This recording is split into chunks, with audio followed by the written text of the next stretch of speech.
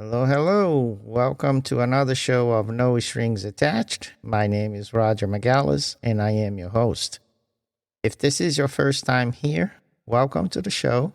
But if you have been here before, welcome back.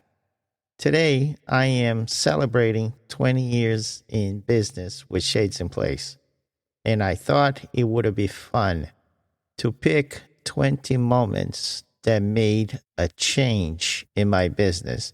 It helped me get here. So today we are going to discuss the first 10 moments. And I put those moments into a bucket called Courage and Motion. I wrote a book called Nobody Told Me That. And my book is actually a mirror image of my company. I picked 20 lessons, put on a book, and I divided it into 3 buckets.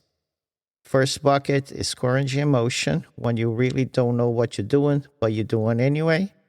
The second bucket is authentic connections, when everything starts being your solo act and starting having people helping you one way or the other.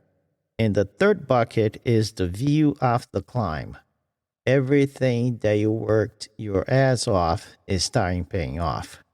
So today, I am going to share 10 lessons out of the courage and motion bucket. Nothing is in truly order. It's just things that came to my mind that really remarked how my whole journey started. So the first lesson, it was having a conversation with my cousin. I was a truck driver. And I remodeled my house over, weekends and nights, everything done with my own hands. And when the job was completed, I invited my cousin over for a cookout. And then we having beers, having a good time. And his phone was just ringing off the hook. And at one point I said, "What the heck, dude? Are you selling drugs or something?" And he said, "No, cousin, I'm installing shades." And I was like, "What? I just remodeled my entire home myself. Who the heck hires someone to hang shades?" And he said, "There's a lot of people that either make too much money, they are too busy, or they have no clue how to hand a drill. So yes, there is a market for that." And I was kind of, wow, this is incredible. I want to check it out. So I tag along with him one weekend, and I thought I could do that myself. So I told him, "Connect me with your company, and I want to see what this is about."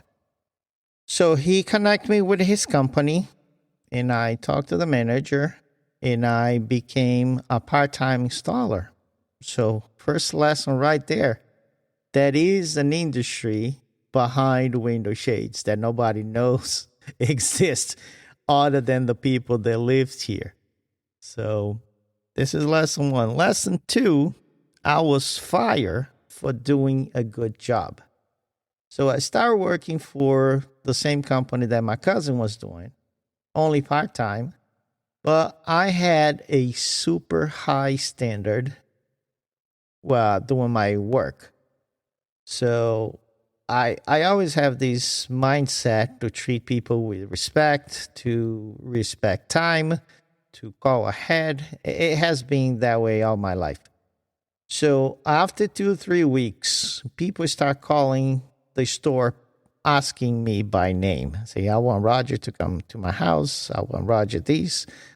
And that creates some jealousy among the other installers because they were not getting paid commission because nobody were requesting them. As a result, they came to the manager and said, "You either get rid of Roger or we are going to leave." So having this conversation with the manager, because I wasn't getting more calls, she said, "You got to go. I'd rather keep them with more experience than you that only been here for 2-3 weeks." And that's when I realized I was fired for doing a good job. So the lesson here is keep doing the best way possible, because there's a reason why some doors shut. If that door wasn't shut, I would never started my own Shades in Place business. If everything was fine and I was comfortable there, I would probably be still there today. So don't complain when something goes in a different route that you were originally thought. There's a reason for that. So getting home and sharing that with my wife that I was let go, she said, "Why don't you go to another store and try to work there?" And I said, "No, I'm not going to bother. I'm just going to keep my full-time trucking job." And she said, "No, you seem very happy doing what you're doing. So go find another place to do your shade job." So I went to a more high-end store, and I got there and I asked the manager, and I said, "Hey, I only have 2-3 weeks of experience, but I'm very handy. People seem to like what I do." And she came to me, "Do you have any certifications?" And I was thinking, who the heck needs a certification to hang shades?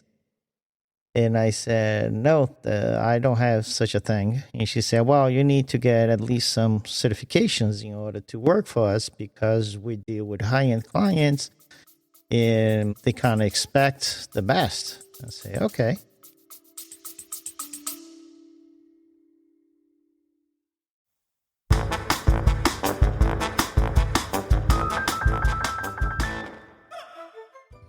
Hey there, Roger here. Just a quick note.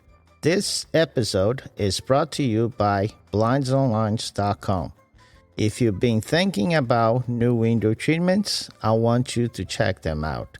I am a partner there, and I can tell you firsthand, the quality, the selection, and the service are the real deal. Listen, over 5,000 five-star reviews don't lie. Whether you are a homeowner or a trade professional, blindsonline.com has you covered. Easy process and affordable prices. And because you are supporting the show here, I want to support you as well. Use coupon code PODCAST at the checkout and you get 10% off of your order. There's a link in the show notes. And by the way, if you're getting value from the show, do me a big favor and share these with someone who needs to hear. Word of mouth is everything to me, and you know it, and I really appreciate your support. Now, back to the show.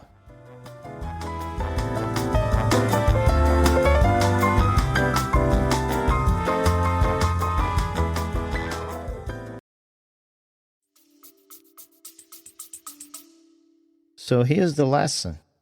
Get as much training as you can. It doesn't have to be formal training, but at least get educated in what you do. As much as you think you know everything, there's always a different way. Perhaps even you find worse ways than what you have, and that reinforce what you already know.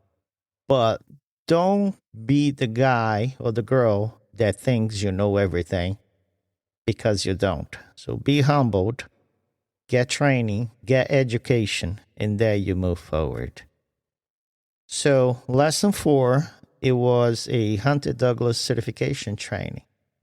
So once I have that conversation with the manager, and she told me I need to get at least some Hunter Douglas training, I went back home and I went online and started searching, and then I realized there was an entire industry behind doing things like a regular industry.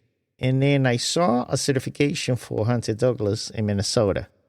So I booked a flight, I went there, and obviously totally green, completely clueless about these. And I just dove right in. And I learned so much from being at a training, from learning from the instructors, from learning from the other people in the room. So there were people already installers, there were people doing as a part-time, but everything was new to me. So here's the lesson. Go to training, mingle, learn from other people, ask questions, because every part of the country does things in a different way. The way construction is created in Florida is different than California, which is different than Boston. So go for training every time you can. The money we spent there is well worth it. Plus, you take a little vacation on top of that, and those expenses write-offs. So after that comes lesson number 5. I start working for Lowe's. And the only reason I started working for Lowe's as a subcontractor was because while in training with Hunter Douglas, one of the guys told the installer program for Lowe's. Otherwise, I would not know. So there's another reason. You network, you learn from other people. So I started working for Lowe's as a subcontractor. And the whole thing changed because I started going to homes, I started getting work, and one of the premises with Lowe's was you do a job and we are going to score you after the job is completed. And the higher you score, the faster you rotate in the system. And I said, okay, this is great. So they gave me 3 stores to start it out. And after 3 weeks, I got a PO from a store that I wasn't part of. So I called my boss, Mark, and I say, hey, Mark, I think you guys made a mistake. I'm not doing work for this store, but I got the paperwork. And said, no, Roger, now you're doing.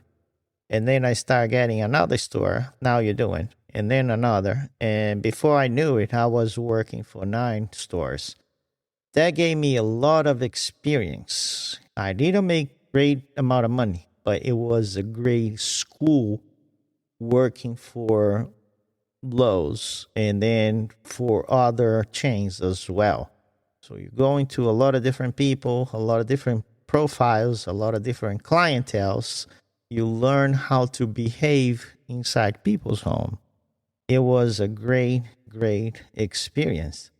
On top of that, I noticed the neighbors just looking through the windows, wondering, what is my neighbor doing with this guy in his house, And that opened up an opportunity to me, and I said, wow, if I actually advertise what I'm doing here, perhaps I could grab more work, maybe not directly from Lowe's, but on the side. And then I could start making a little bit more money. So I start advertising my name and my company and my phone number. And next thing I got was a phone call from someone that saw my van and said, hey, I'm looking for shades. Can I get it from you? And at that time, I did not sell anything. I was just an installer. But I saw an opportunity, which becomes number 6 in our list. I became a dealer because the opportunity came across. And I already, at that time, have contacts, and I knew a local fabricator. So I went there and I started selling his product. So comes an opportunity to make more money without really biting the hand that feeds me. On top of that, when repeat clients for Lowe's called me back for more work, I said, Mrs. Jones, you need to go back to Lowe's because that's how I got you. And she said, I'll definitely go to the competitor, but I will never go back to Lowe's because I have a terrible experience, except for you, Roger. And that gave me another lesson, another opportunity. The opportunity to beat your competitor. Beat your competitor, not bashing them, just being better, servicing better, offering a better product than your competitor.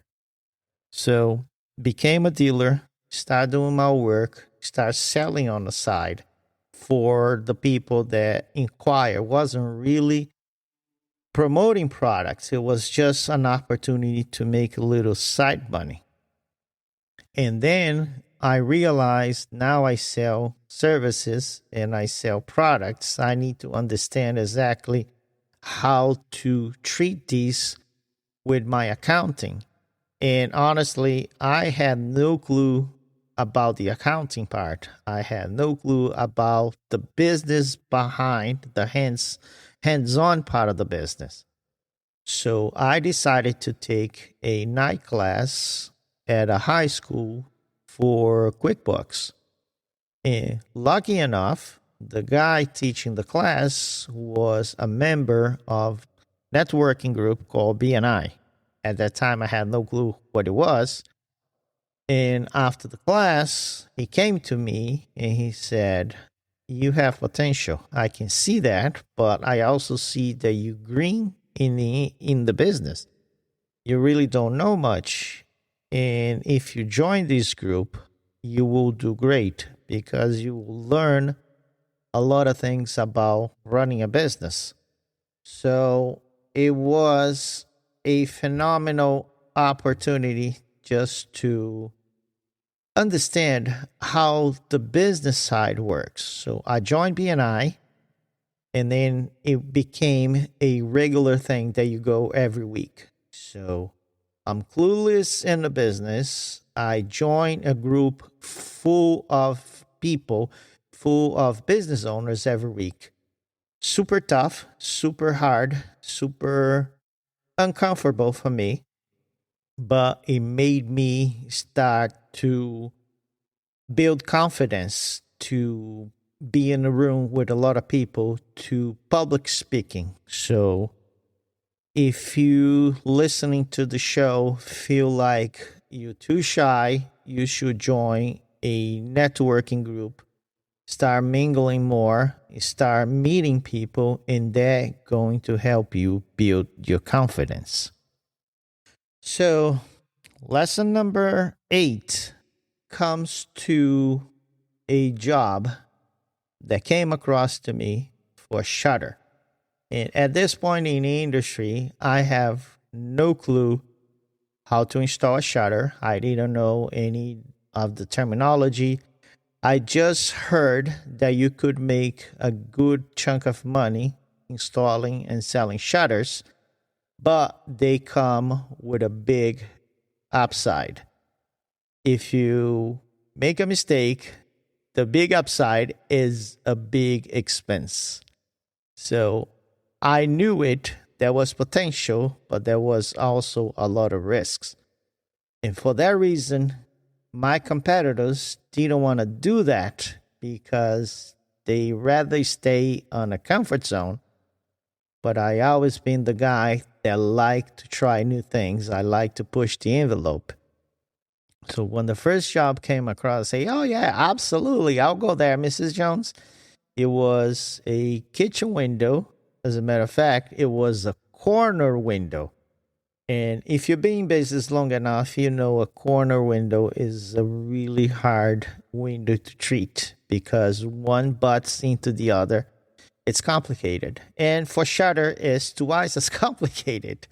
So my very first job, and I look at the window and I say, I had no clue what I'm gonna do here. But because I already have a relationship with my local fabricator, I went back and I said, "Hey, can I have your sales rep to help me out? I just got this lead. I got this job. I just need someone to help me figure things out." So here's the lesson. You don't need to know everything. You just need to know who does, build a relationship, and create opportunities regardless. You don't need to tell Mrs. Jones everything that you don't know what you're doing. You're just saying that you're going to bring your colleague with more experience. They understand, but it doesn't have to be said. And that helped me got farther and farther. I could not know what I was doing, but I know who to call. And lesson number 9 is about a 2-story high job that I didn't do, but it was something similar. I was in this house hanging a couple shades in the dining room. And then for some reason, I asked Mrs. Jones if I could use the bathroom. She said, well, it's down the hallway. So as I walked down the hallway, I come across this family room, a 2-story high, and I see beautiful drapes hung on these 2-story windows. And I'm wondering, see, how the heck someone is able to do such a job? And I'm start shaking and I say, I will never be able to do such a thing. Imagine the weight of those drapes. How am I going to do these? No way, it's not going to be me. So here's the lesson. It doesn't happen overnight. Obviously, 20 years later, I've done 2-story highs. I even done a 3-story high drapery job. It's incredible. It doesn't happen overnight, as I said, but baby steps, you build confidence, you do a little bit here, you do a little bit more, and little by little, you build confidence. You belong to those networking groups. You belong to places like the Facebooks where people share all the information, and then you learn, and then you make friends, even online friends, with someone that already did such a thing. And that is the key. You share and say, hey, dude, I got this job. What do I do here? Is that a possibility at all? And they'll guide you because they've been there prior to you. So don't be afraid, but don't just go head forward from the beginning thinking is easy. It's not easy. You just need education. You just need confidence. You just build little by little, but you will get there. And lesson number 10 is my first time doing motorization.